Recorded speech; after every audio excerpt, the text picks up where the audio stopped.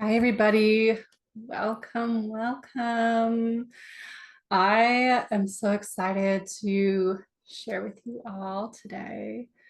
This is one of many videos of resources for your knowledge and education. To get things started, hello, my name is Tara Wrights. I am a former massage therapist as well as a current shamanic healer for military veterans. And I am here just to give you some wisdom, essentially because many of us are not educated in human anatomy and physiology and medical terminology and why our body is the way it is. So you're getting it free from me because why not? Really? Why not? I know it can be daunting in the medical field and health industry. So many of us are focused on what's wrong with us, what's wrong with the body, why is it responding this way, what's wrong, what's unhealthy. And I'm just here to clarify there is nothing wrong with your body. It is doing exactly what it's supposed to be doing. It's just sending you messages saying, hey, something's going on. That doesn't mean it's wrong or unhealthy, but it's telling you, sending you signals, communicating with you that for whatever reason, it's just not in homeostasis. Homeostasis means balance. Your body needs balance to thrive, to perform at its most optimal level. It needs homeostasis. So let's get started, shall we? Today, let's talk about the nervous system. The nervous system is like your body's own internet. It sends and receives information throughout the body, from the nerves to the brain to your muscles, even to your skin and your tendons and ligaments and bones. They have to communicate in some way so that you can shed your skin cells to grow new skin cells, so that your hair can grow long or not, so that your skin can stretch and grow as the body stretches and grows from infant to adolescence and adulthood. So our nervous system takes this information through our senses, whether we smell it, we touch it, we feel it, we taste it,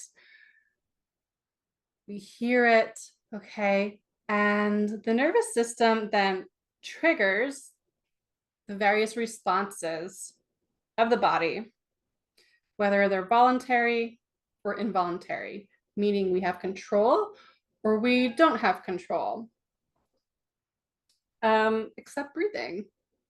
And our breathing is actually voluntary and involuntary. We don't have to constantly be telling our lungs to, okay, inhale, okay, exhale. Like, imagine if we had to constantly do that. We don't have to do that.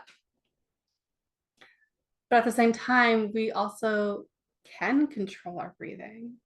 We can control how deep or shallow our in-breath is, how deep or shallow our exhale, how long or short we can hold our breath. So we don't have control, and at the same time, we do have control of our breathing.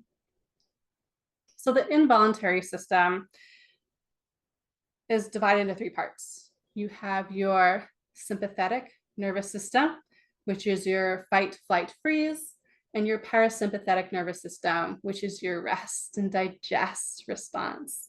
And you also have your enteric nervous system, which is your gastrointestinal your stomach, your intestines, when it takes nutrients and absorbs it, and then when it flushes it away. Okay. So those are involuntary, meaning it happens, it happens. We don't have to tell our brain, to tell our nervous system to take action. It does it all on its own. Sympathetic nervous system is rest and digest. In this state, we are able to digest food, digest life. We can breathe and deeply relax. We can take in information, not just the food we eat and the nutrients we take, but also the information. When we're learning something new, we can digest it easier and more fully when we are more relaxed. Also, it can digest your senses. You ever eat food so good when you're in the moment? You're relaxed, you're eating this amazing plate of food, and it stays with you for the rest of your life. You never forget how good that food is. That's because you are in a parasympathetic nervous state. Okay. Intuition also comes from the parasympathetic nervous state. Your emotions and your ability to feel and label your emotions as well. And downtime, you can relax more. You can relax deeper when you are in your parasympathetic state. Your vagus nerve is connected to your parasympathetic nervous system. About 75% of your fibers come from your vagus nerve. Now, when this vagus nerve is activated, it tells the brain, it's okay, we're safe, you can enter the parasympathetic state. So the vagus nerve is telling the nerves, the fibers, to relax, that it's safe, that it's protected. You can relax now. It is also coincidentally connected to your voice box. So this can be why when people are in a sympathetic nervous state, the fight, flight, freeze, we can have difficulty expressing our wants, our needs, our desires. We can have difficulty expressing help and wanting to receive help. So to get us from the sympathetic nervous states to the parasympathetic nervous states, we have to connect with our breath, as well as many other things. The ways to activate your parasympathetic state is through humming, singing, chanting, anything that's related to your voice box. And you don't have to be great at it. You just have to do it. A guided meditation or shamanic journey can get you into this parasympathetic state. Taking walks in nature, doing things you love and are willing to do more of, whether it's take a walk in nature, painting, being artistic, dancing, cooking. People, whatever gets you into that relaxed state. And also, I'm going to make a little key note that just because it feels good doesn't mean it's serving you. So if you are feeling triggered, I don't want you to go and just watch television, because that's not really getting you into your parasympathetic state, but rather you're avoiding that parasympathetic state.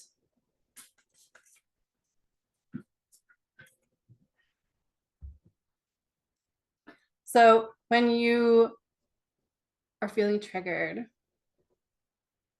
I want you to just take a pause, connect with your breath, and you can do box breathing. You can do a guided meditation as long as you are not driving or operating any heavy machinery. As long as you are safe, that is the key, to be safe. And I want you to, instead of turning on the television or your phone or any technology, instead, I want you just to just sit with your emotions, sit with your feelings, and just observe without judgment, without holding on to the story. Just observe why you're being triggered. And again, do something that feels good. If it means to get cooking, if it means to play in nature, go swimming. Water is a beautiful part of nature that can just cleanse and melt away any emotions or any triggers. You can get a shower, you can take a bath, right? Do what feels good for you, but doesn't create complacency, that doesn't create an avoidance. We're not avoiding here. Instead, we are sitting deeper with what it is we're feeling and what we're being triggered by. So here's a couple prompts for you. What creative actions do you love and can implement to get your nervous system into the parasympathetic state, the feel-good state? And just observe, what do you feel in this state? Without judgment, without holding on. Just observe what you're feeling in the state and label these emotions. Next, what triggers you into fight, flight, freeze response? And can you remove them? If not, how can you self-soothe before and after these triggers? Again, what do you feel in this state of the sympathetic nervous system? What do you feel? So I'm going to take you, if you can, close your eyes. Just take a really big inhale and exhale.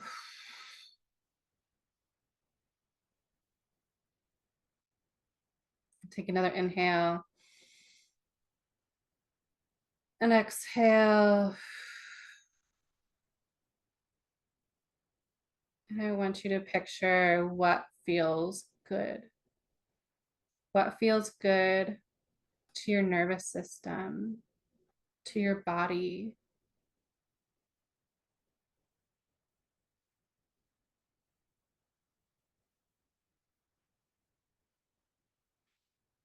And I want you to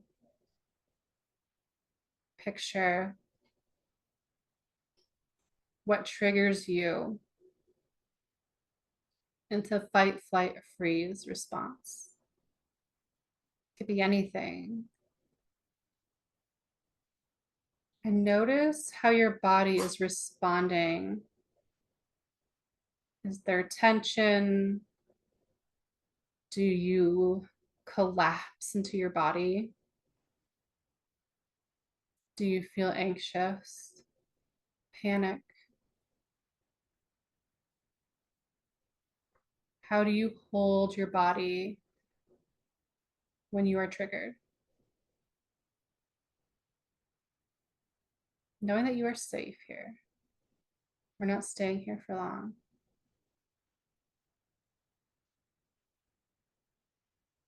Now I want you to come back to what feels good.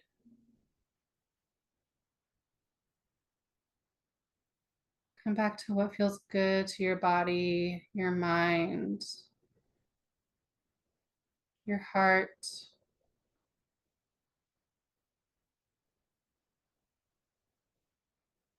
What feels good to you.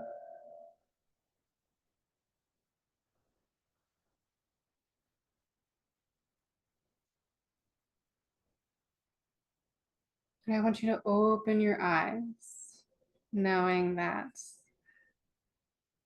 it's not permanent. These triggers don't have to live in your body forever. They are not forever. They are not permanent. And that you can always guide yourself from a state of feeling unsafe to a state of relax and digest. At any time, you are in control of your health, of your nervous system. You have control of it. Maybe you just have to be guided through it.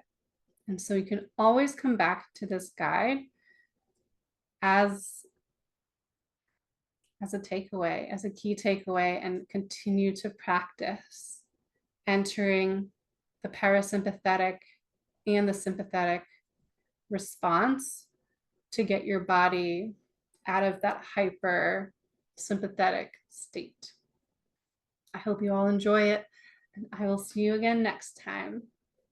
Bye.